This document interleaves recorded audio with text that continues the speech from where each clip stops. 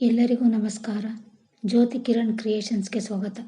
ಬನ್ನಿ ಈ ದಿನ ತ್ಯಾವರಕುಪ್ಪ ಸಿಂಹ ಮತ್ತು ಹುಲಿ ಸಫಾರಿಗೆ ಭೇಟಿ ಕೊಡ್ತಾ ಇದ್ದೀವಿ.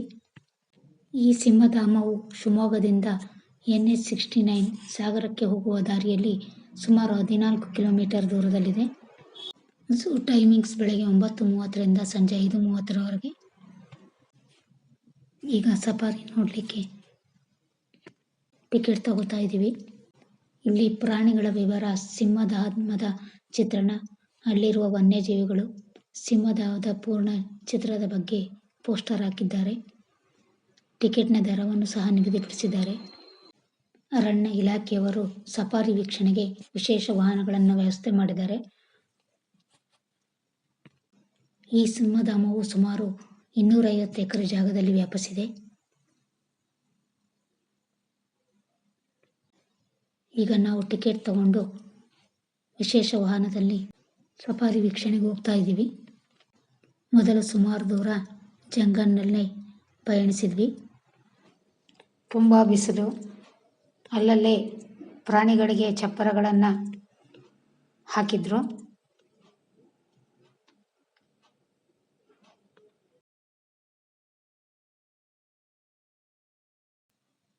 ಹೀಗೆ ಸಾಕ್ತಾ ಇದ್ವಿ.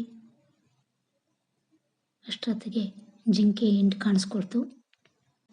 ಮಕ್ಕಳು ಕೂಗಿದ್ದು. ಮಧ್ಯಾಹ್ನ ಬಿಸಿಲು ಬೇರೆ, ಅಲ್ಲಲ್ಲಿ ಕಡವೆಗಳು ಕಾಣಿಸ್ಕೊಂಡು, ಇಲ್ಲೊಂದಿಷ್ಟು ಹಿಂಡು ಕಾಣಿಸ್ಕೊಳ್ತು. ಮರದ ಕೆಳಗೆ ವಿಶ್ರಾಂತಿ ಪಡಿತಾ ಇತ್ತು. ಬಿಸಿಲಿನ ಝಳ ಹಾಗೂ ವಾಹನ ತುಂಬ ಸ್ಪೀಡಾಗಿ ಹೋಗ್ತಾ ಇರೋದ್ರಿಂದ ಸರಿಯಾಗಿ ಕಾಣಿಸ್ತಾ ಇರಲಿಲ್ಲ. ನೋಡಿ, ಇಲ್ಲೊಂದೆರಡು ಜಿಂಕೆಗಳು ಓಡೋಗ್ತಾ ಇದ್ದಾವೆ. ಹೀಗೆ ಎಲ್ಲೆಲ್ಲಿ ಪ್ರಾಣಿಗಳು ಇವೆ ಅಂತ ಮಕ್ಕಳೆಲ್ಲ ಹುಡುಕಾಡ್ತಾ ಇದ್ರು. ನೋಡಿ, ಅಲ್ಲಿ ಮರದ ಕೆಳಗಡೆ ಒಂದು ಜಿಂಕೆಗಳ ಹಿಂಡು ವಿಶ್ರಾಂತಿ ಪಡ್ತಾ ಇತ್ತು. ಕಾಡಿನ ಮಧ್ಯೆ ಹೀಗೇನೆ ಜಂಗಲ್ ಜರ್ನಿ ಮಾಡ್ತಾ ಇದ್ವಿ. ಎರಡೂ ಬದಿಯಲ್ಲಿ ಜಿಂಕೆಗಳನ್ನು ನೋಡ್ತಾ ಇದ್ವಿ. ನೋಡಿ, ಇಲ್ಲಿ ಎಷ್ಟೊಂದು ಜಿಂಕೆಗಳು ವಿಶ್ರಾಂತಿ ಪಡ್ತಾ ಇದ್ದಾವೆ. ಎಲ್ಲ ಒಟ್ಟಿಗೆ ಇವೆ, ಬಿಳಿ ಜಿಂಕೆಗಳು. ಎಷ್ಟು ಚೆನ್ನಾಗಿದೆ ಅಲ್ವಾ?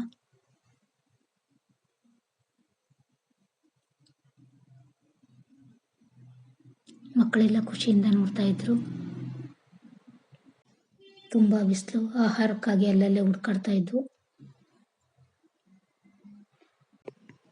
ಹೀಗೆ ಮಕ್ಕಳು ಕಿರ್ಚಾಡುತ್ತಾ ಕೂಗಾಡ್ತಾ ಪಯಣ ಸಾಗ್ತಾ ಇದ್ವಿ.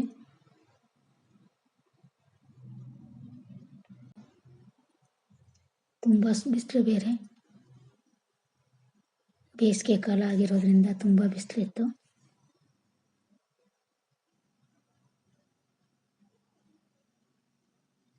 ಅಲ್ಲಲ್ಲೇ ಹಸಿರು ಮರಗಳು ಕಾಣಿಸ್ಕೊಂಡು.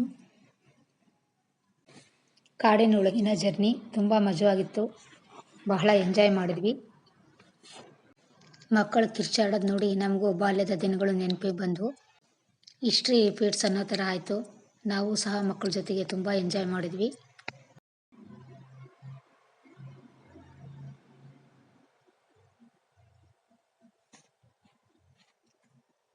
ನೋಡಿ, ಇಲ್ಲಿ ಜಿಂಕೆ ಕಾಣಿಸ್ಕೊಂತು.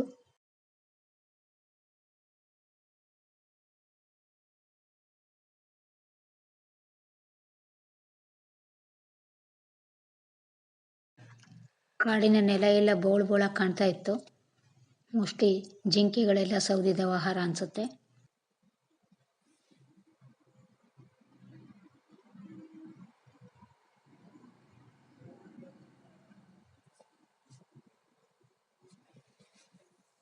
ನೋಡಿ, ಈ ನೀರಿನ ಹೊಂಡದ ಪಕ್ಕದಲ್ಲೇ ಜಿಂಕೆಗಳು ಕಾಣಿಸಿವೆ. ನೋಡಿ, ಓಡಾಡ್ತಾ ಇದ್ದಾವೆ.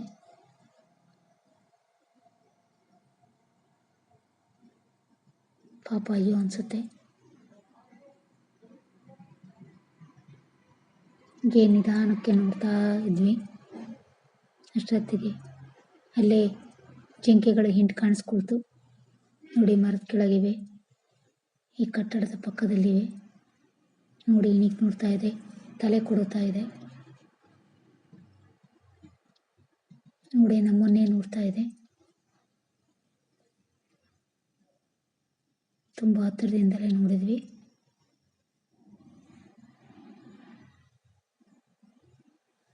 ಹಾಗೆ ಮುಂದೆ ಸಾಗಿದ್ವಿ. ನೋಡಿ ಇಲ್ಲಿ ಮರದ ಕೆಳಗೆ ಜಿಂಕೆಗಳು ವಿಶ್ರಾಂತಿ ಪಡ್ತಾ ಇದ್ದು.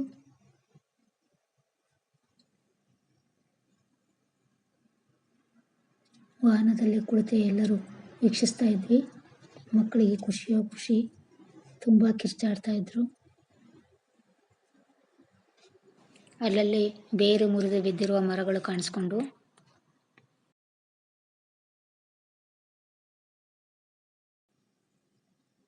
ನೋಡಿ ಅಲ್ಲಿ ಮರದ ಕೆಳಗೆ ಒಂದು ಜಿಂಕೆಗಳ ಹಿಂಡು ವಿಶ್ರಾಂತಿ ಪಡ್ತಾ ಇದೆ. ದೂರದಿಂದಲೇ ಕಾಣಿಸ್ತಾ ಇತ್ತು, ಹತ್ತಿರದಿಂದ ಕಾಣಿಸ್ತಾ ಇರಲಿಲ್ಲ.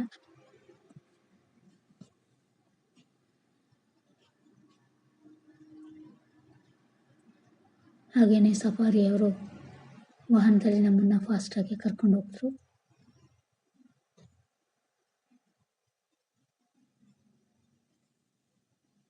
ಎರಡು ಕಡೆ ಕಾಡನ್ನು ನೋಡ್ತಾ ಖುಷಿಯಿಂದ ಹೋಗ್ತಾ ಇದ್ವಿ.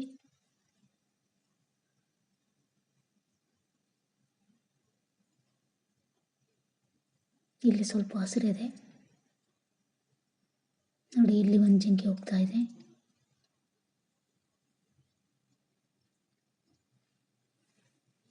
ಇಲ್ಲೆಲ್ಲ ಪೂರ್ಣ ಪ್ರಮಾಣದಲ್ಲಿ ಜಿಂಕೆಗಳೆಲ್ಲ ಇವೆ.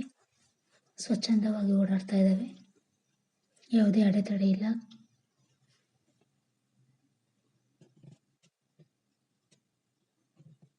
ನೋಡಿ ಇಲ್ಲಿ ಹಸಿರು ಮರಗಳು ಕಾಣಿಸ್ತಾ ಇದ್ದಾವೆ.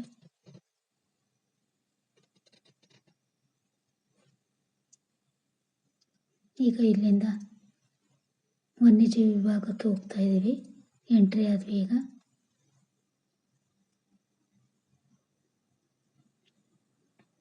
ಅಷ್ಟರೊಳಗೆ ಮಕ್ಕಳು ಕೂಗಾಡ್ಕೊಂಡ್ರು. ಏನು ಅಂತ ನೋಡಿದ್ರೆ ಅಲ್ಲೊಂದು ಹುಲಿ ಆರಾಮಾಗಿ ಮಲ್ಕೊಂಡಿತ್ತು. ಮಕ್ಕಳು ಟೈಗರ್ ಟೈಗರ್ ಅಂತ ಕೂಗ್ತಾ ಇದ್ರು. ನೋಡಿ ಇಲ್ಲಿ ಮಲ್ಕೊಂಡಿದೆ.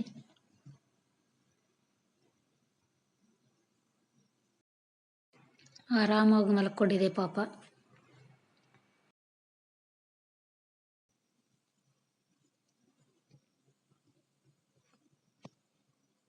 ಸ್ವಲ್ಪ ಹಾಗೇನೆ ಕಾಡಿನಲ್ಲಿ ಮುಂದಕ್ಕೆ ಬಂದ್ವಿ. ಮರಗಿಡಗಳನ್ನು ನೋಡ್ತಾ ಮುಂದೆ ಸಾಗಿದ್ವಿ.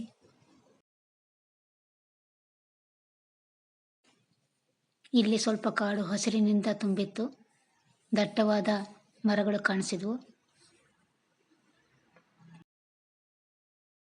ಈ ಸಿಂಹಧಾಮವು ವನ್ಯಜೀವಿ ಪ್ರೇಮಿಗಳಿಗೆ ಆಕರ್ಷಕವಾದ ಸ್ಥಳ. ಇಲ್ಲಿ ಸಿಂಹ, ಹುಲಿ ಹಾಗೂ ಅನೇಕ ಪ್ರಾಣಿಗಳನ್ನು ಅವುಗಳ ಸ್ವಾಭಾವಿಕ ವಾಸಸ್ಥಾನದಲ್ಲಿ ನೋಡುವ ಅವಕಾಶ ಸಿಗುತ್ತದೆ. ಕುಟುಂಬ ಪ್ರವಾಸಕ್ಕೆ, ಪ್ರಕೃತಿ ಪ್ರಿಯರಿಗೆ ಇದು ಉತ್ತಮವಾದ ಸ್ಥಳ. ನೋಡಿ ಈಗ ಮತ್ತೆ ಹುಲಿ ಇರುವ ಜಾಗಕ್ಕೆ ಬಂದ್ವಿ. ನೋಡಿ ಇಲ್ಲಿ ಪಕ್ಕದಲ್ಲೇ ಒಂದು ಹುಲಿ ಮಲ್ಕೊಂಡಿದೆ, ಕಾಣ್ತಾ ಇದೆ. ಆರಾಮಾಗಿ ಮಲ್ಕೊಂಡಿದೆ. ನೋಡಿ ಇನ್ನೊಂದು ಹುಲಿ ವಾಹನದ ಎದುರಿಗೆ ಬಂದು ಮಲ್ಕೊಂಡ್ಬಿಟ್ಟಿದೆ. ಸ್ವಲ್ಪನೂ ಭಯನೇ ಇಲ್ಲ. ಅಷ್ಟರೊಳಗೆ ಒಂದು ಹುಲಿ ಬಂದು ನಮ್ಮ ವಾಹನ ಸುತ್ತ ತಿರುಗಾಡ್ತಾ ಇತ್ತು. ಮಕ್ಕಳೆಲ್ಲ ಕಿರ್ಚ್ಕೊಳ್ತಾ ಇದ್ರು. ಜೀವನೇ ಬಾಯಿ ಬಂದಂಗಾಗಿತ್ತು. ತಕ್ಷಣ ವಾಪಸ್ ಹೋಯ್ತು. ಅಲ್ಲಿಂದ ಮುಂದಕ್ಕೆ ಬಂದ್ವಿ. ನೋಡಿ ಇಲ್ಲಿ ಕಾಡಿನ ರಾಜ ಸಿಂಹ ಯಾವ ರೀತಿ ಅಡ್ಡಾಡ್ತಾ ಇದ್ದಾನೆ. ಇಷ್ಟು ಹತ್ತಿರವಾಗಿ ಯಾವತ್ತೂ ನಾವು ನೋಡಿರಲಿಲ್ಲ. ತುಂಬಾನೇ ಖುಷಿ ಆಯಿತು. ಇಷ್ಟು ಹತ್ತಿರದಿಂದ ನೋಡುವ ಅವಕಾಶ ಸಿಗ್ತಾ ಇತ್ತು. ನೋಡಿ ಇಲ್ಲಂತ 2 ಸಿಂಹಗಳು ಹಾಗೇನೆ ಮಲ್ಕೊಂಡಿದ್ದಾವೆ.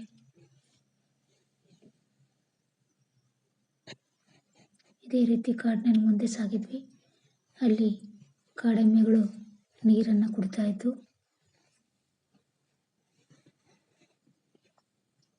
ಇನ್ನು ಕೆಲವು ಮರದ ಕೆಳಗಡೆ ಆಹಾರ ಸೇವಿಸ್ತಾ ಇದ್ದು. ಅಲ್ಲಲ್ಲಿ ಕಾಡೆಮ್ಮೆಗಳು ವಿಶ್ರಾಂತಿ ಪಡಿತಾ ಇದ್ದು.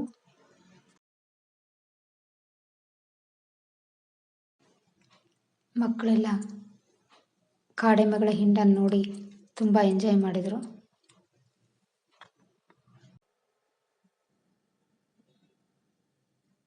ನೋಡಿ ಅಲ್ಲಲ್ಲೇ ಮಲಗಿದವೆ.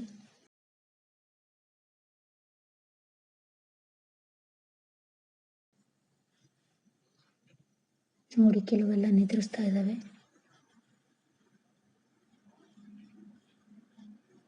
ಮಕ್ಕಳಂತೂ ತುಂಬ ಎಂಜಾಯ್ ಮಾಡಿದರು. ಇಷ್ಟ ಥರದಿಂದ ಪ್ರಾಣಿಗಳನ್ನು ಅವರೆಂದೂ ನೋಡಿರಲಿಲ್ಲ. ನಮಗೂ ಸಹ ಖುಷಿ ಆಯಿತು. ಮಕ್ಕಳೊಂದಿಗೆ ನಾವು ಮಕ್ಕಳಾಗಿ ಖುಷಿಯಿಂದ ತುಂಬ ರಿಲೀಫ್ ಆಯಿತು. ಹಾಗೆಯೇ ಮುಂದೆ ಸಾಗಿ ಪುನಃ ಸಫಾರಿಯನ್ನು ಮುಗಿಸಿ ನಾವಿರುವ ಸ್ಥಳಕ್ಕೆ ವಾಪಸ್ ಕರ್ಕೊಂಡ್ಬಂದರು. ರಜಾ ದಿನಗಳಲ್ಲಿ ಇಲ್ಲಿಗೆ ಭೇಟಿ ಕೊಟ್ಟು ಮಕ್ಕಳಿಗೆ ಪ್ರಾಣಿಗಳ ಪರಿಚಯ ಮಾಡಿಸಿ ಇಲ್ಲಿ ವನ್ಯಜೀವಿಗಳನ್ನು ಹತ್ತಿರದಿಂದಲೇ ನೋಡುವ ಅವಕಾಶ ಮಕ್ಕಳಿಗೆ ಸಿಗುತ್ತೆ. ತುಂಬ ಎಂಜಾಯ್ ಮಾಡ್ತಾರೆ. ಪುನಃ ಕಾಡನ್ನು ಸುತ್ತಿ ಮೊದಲನೇ ಸ್ಥಾನಕ್ಕೆ ಬಂದ್ವಿ. ಅಷ್ಟರೊಳಗೆ ಯಾರೋ ಟೂರ್ ಬಂದಿರೋ ಮಕ್ಕಳು ವಾಹನದಲ್ಲಿ ಸಫಾರಿಯನ್ನು ನೋಡಿ ವಾಪಸ್ ಹೋಗ್ತಾ ಇದ್ರು. ನೋಡಿ ಅವರು ವಾಹನ ಹತ್ಕೊಂಡು ಹೋಗ್ತಾ ಇದ್ದಾರೆ. ಟೀಚರ್ಸ್ ಅವ್ರನ್ನೆಲ್ಲ ಕಂಟ್ರೋಲ್ ಮಾಡ್ತಾ ಇದ್ದಾರೆ. ಈಗ ಒಳಭಾಗದಲ್ಲಿ ಪಕ್ಷಿಗಳನ್ನು ನೋಡ್ತಾ ಒಳಗಡೆ ಹೋಗಿದ್ವಿ. ಅಲ್ಲಲ್ಲಿ ಪಕ್ಷಿಗಳು ಖಾಲಿಯಾಗಿದ್ದು. ನೋಡಿ ಇಲ್ಲಿ ಹಂಸ ಪಕ್ಷಿ ಇದೆ.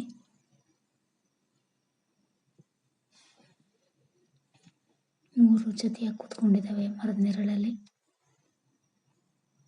ಇಲ್ಲಿ ಮೇಲ್ಭಾಗದಲ್ಲಿ ಕರಡಿ ಇದೆ. ಇಲ್ಲಿ ಪ್ರಾಣಿಗಳನ್ನು ದತ್ತು ತೆಗೆದುಕೊಳ್ಳುವ ಅವಕಾಶ ಇದೆ.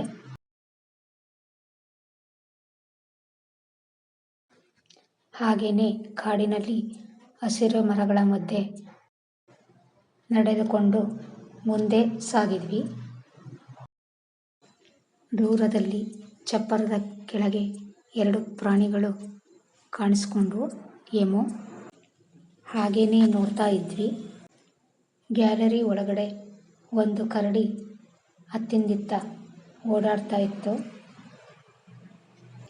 ತುಂಬ ದಿವಸಗಳ ನಂತರ ಹತ್ತಿರದಿಂದಲೇ ಕರಡಿಯನ್ನು ನೋಡುವ ಅವಕಾಶ ಸಿಕ್ತು. ರಜಾ ದಿನಗಳಲ್ಲಿ ಮಕ್ಕಳೊಂದಿಗೆ ಒಮ್ಮೆ ಇಲ್ಲಿಗೆ ಭೇಟಿ ಕೊಡಿ. ಶಿವಮೊಗ್ಗಕ್ಕೆ ಬಂದಾಗ ಇಲ್ಲಿನ ಪ್ರೇಕ್ಷಣೀಯ ಸ್ಥಳಗಳಾದ ಜೋಗ ಜಲಪಾತ, ಕೆಳದಿ ಇಕ್ಕೇರಿ, ಸಕ್ರೆಬೈಲು, ಗಾಜನೂರು ಡ್ಯಾಮ್, ಕುಪ್ಪಳ್ಳಿ, ಆಗುಂಬೆ, ನಗರಕೋಟೆ, ಶೋಪನಾಯ್ಕ ಅರಮನೆ, ಉಡುತಡಿ, ಭದ್ರಾ ಜಲಾಶಯ ಮುಂತಾದ ಹಲವಾರು ಸ್ಥಳಗಳಿವೆ. ಇಲ್ಲಿ ತಂಗಲು ಒಳ್ಳೊಳ್ಳೆಯ ಹೋಟೆಲ್ಗಳು ಇವೆ. ಉತ್ತಮವಾದ ಆಹಾರ ವ್ಯವಸ್ಥೆ ಇದೆ. ಪ್ರಕೃತಿ ಪ್ರಿಯರು ಮಲೆನಾಡಿನ ಪ್ರಕೃತಿ ಸೌಂದರ್ಯವನ್ನು ಸವಿಯಬಹುದು. ಆ ಸೋನೆ ಮಳೆಯಲ್ಲಿ ನಡೆಯುವುದೇ ಒಂದು ಚಂದ. ಪ್ರಕೃತಿಗೆ ಮನಸೋಲದವರೇ ಇಲ್ಲ. ಸಹ್ಯಾದ್ರಿಯ ಸೊಬಗನ್ನು ಸವಿಯಲು ಒಮ್ಮೆ ಇಲ್ಲಿಗೆ ಭೇಟಿ ಕೊಡಿ. ಎಷ್ಟು ವರ್ಣಿಸಿದರೂ ಸಾಲದು ಈ ಮಲೆನಾಡಿನ ಸೌಂದರ್ಯ. ಹಾಗೆ ಮಾತನಾಡುತ್ತಾ ಮಕ್ಕಳೊಂದಿಗೆ ಮುಂದೆ ಸಾಗ್ತಾ ಇದ್ವಿ. ನೋಡಿ ಇಲ್ಲಿ ಒಂದು ಚಿರತೆ ಕಾಣಿಸ್ಕೊಳ್ತು. ಬೇಲಿಯ ಒಳಗಡೆ ಎಷ್ಟು ಚೆನ್ನಾಗಿ ರಾಜಾರೋಷವಾಗಿ ಓಡಾಡ್ತಾ ಇದೆ. ಮಕ್ಕಳು ತುಂಬ ಹತ್ತಿರದಿಂದಲೇ ನೋಡಿದರು.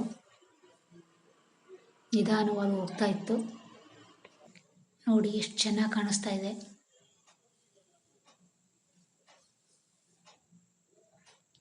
ಐದು ನಿಮಿಷ ನಿಂತ್ಕೊಂಡು ಅಲ್ಲೇ ನೋಡಿದ್ವಿ. ವನ್ಯಜೀವಿ ಸಂಗ್ರಹಾಲಯ ಇದೆ. ಅದರ ಒಳಗೆ ಹೋಗಿ ಅಲ್ಲಿರುವಂಥ ಸ್ಪೆಸಿಮೆನ್ಸ್ನೆಲ್ಲ ನೋಡಿಕೊಂಡು ಪುನಃ ವಾಪಸ್ ಮನೆ ಕಡೆ ಬಂದ್ವಿ. ಯಾರೆಲ್ಲ ನನ್ನ ಚಾನಲ್ ನೋಡ್ತಾ ಇದ್ದೀರೋ ಪ್ಲೀಸ್ ಸಬ್ಸ್ಕ್ರೈಬ್ ಮಾಡಿ. ಮುಂದಿನ ವಿಡಿಯೋದಲ್ಲಿ ಸಿಗೋಣ. ನಮಸ್ಕಾರ.